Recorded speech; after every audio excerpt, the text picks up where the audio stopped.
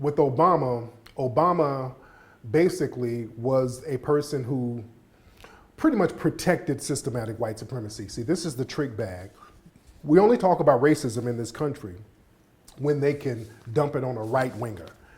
And yeah, Trump, racist, all of that shit, of course. But we're not going to negate the fact that the same races exist right under Obama.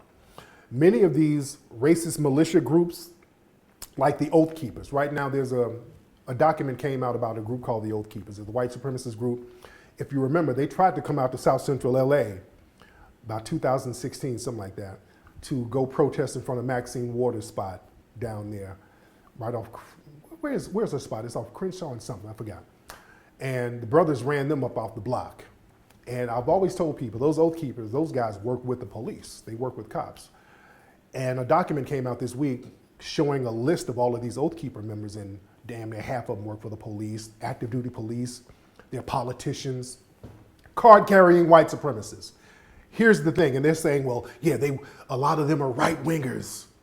The Oath Keepers, they're right-winger politicians. Here's the problem. The Oath Keepers existed under Obama too, and they didn't do a damn thing about it. I used to see those guys at the Ferguson protest, at the Baltimore protest, because I would go to these protests and see, hey, why is that militia group talking to the cops? So these same groups existed under the Democrats, but you never call them out unless you can dump them on the Republicans. So we have these card-carrying white supremacists who's shooting black folks 60 times in Democratic-run cities. Biden ain't doing nothing about it.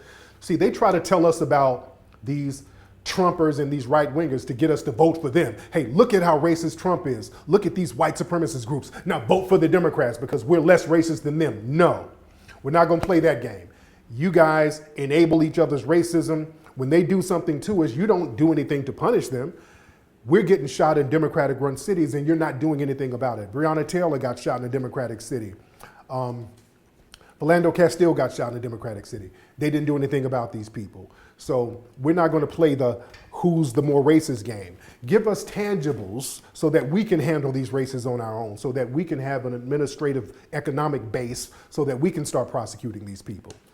Breonna Taylor killed in a Democratic city, but in a state that is run by Republicans, a black attorney general Republican. Who's a coon? Daniel Cameron, what's his name? Yep, Daniel the Coon Cameron. Yeah, I feel like it was because of Daniel Cameron, he didn't represent the case to the grand jury so that they come to a truthful conclusion. And now we got the feds finally are prosecuting the cops involved in it. Why couldn't Kentucky prosecute those cops? Well, the thing is, the prosecution they're doing is such a weak thing. It's not even directly related to the sister's death. I think one of the people, they did some janky shit with the paperwork and they're indicting them on that. So it's a smokescreen. They're giving the impression that they're doing something. It's going to be another slap on the wrist. And again, what they do, they'll put a black man in office and let him be the fall guy and say, hey, it's this Negro who's really behind things.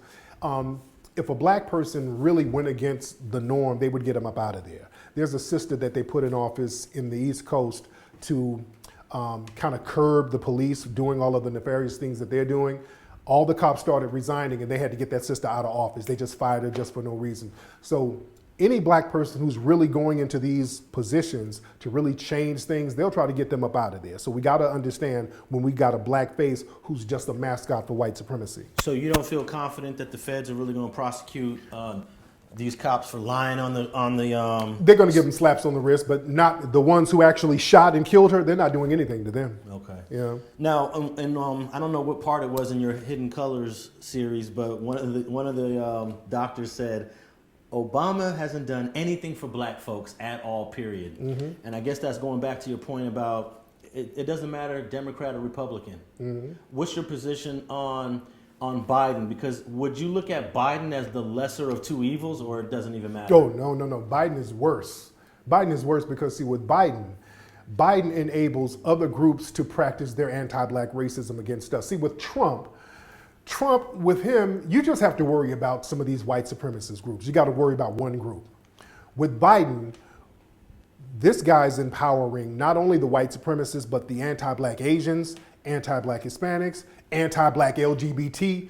they're elevating these people over us who are hostile towards us, and they get to practice racism against us, and then we get hit with anti-Asian hate crime bills and all of these other anti-LGBT hate crime bills. Those are directed towards us, so we're getting attacked from all angles with the damn Democrats. That's deep because so basically it goes back to Dr. Claude Anderson's point. Don't vote for any of these folks. Right? Yeah, unless we're getting something specific. See, they only give us something if they got to give it to everybody. You see, they'll say, well, look, black folks, we did something for you. Obamacare. That's for everybody.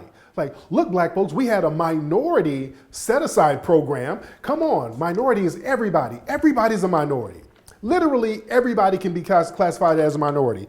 White, Asian, women, LGBT, handicapped, all of that is minority. A white person can say, I'm 135th Cherokee. That's a minority. Everybody's a minority, so that doesn't mean anything. So we've stopped falling for all of these code words. That's why we're saying foundational black American. We want stuff done for foundational black Americans.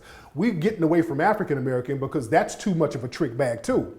You say African American, that means a lot of immigrants.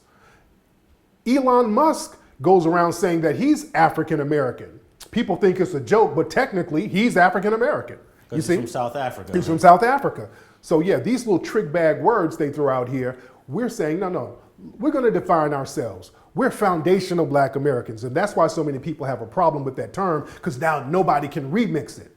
You can't have other groups come in and lump themselves in with that, because that's a very distinct lineage designation. Does your lineage actually have to be to a slave? Because there are black Americans that you trace their roots back and it doesn't go to a slave.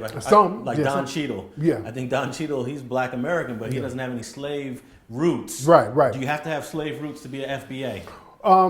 As long as we said, if you can trace your lineage back to the 1870 census, most likely you are a foundational black American, somebody who was already here establishing the country, whether you were a slave or a freedman, either or, because you were still building the country as a person who was not particularly on a plantation.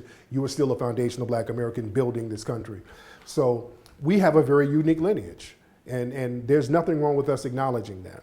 Now, during the election, Ice Cube came out with a contract with Black America, and because he couldn't holler at Biden, he hollered at Trump, and he took a lot of backlash for it. What was your whole view on that? Nothing was wrong with that. Absolutely nothing. You're going to talk to the people who's in power. We're in a system where, we're in a racial prison system. And just like Neely Fuller said, you got to go to the prison warden to get certain things that you need. So there's nothing wrong with him talking to Trump, because Biden is no different than Trump. Don't let nobody fool you. Biden is the same thing as Trump.